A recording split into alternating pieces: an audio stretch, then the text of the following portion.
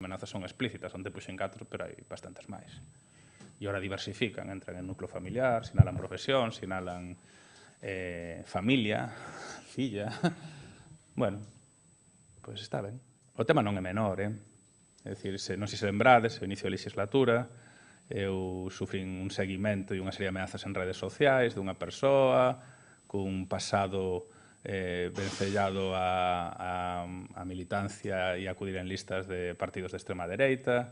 Esa persoa foi detida, íbase a celebrar o xuicio en este febreiro e a final aprazas hasta final de ano, Fiscalía pide 2 anos de cárcel para esta persoa, porque quedou demostrado non só as amenazas, sino o seguimento.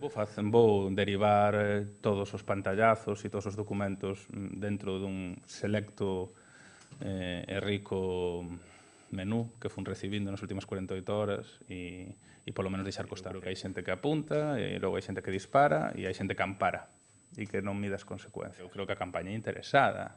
As amenazas aparecen nas últimas 72 horas, días despois de que se celebraran, e cando todo o mundo parece saber o que pasou, pero ninguén estivo ali. Eu facía a broma onte do de Ricky Martin, pero era así, non? Aquel viral que todo o mundo sabía que fixera Ricky Martin e nadie vira a Ricky Martin. Non penso renunciar ao meu espazo de liberdade, porque outros queren que renuncie. E o fago conscientemente.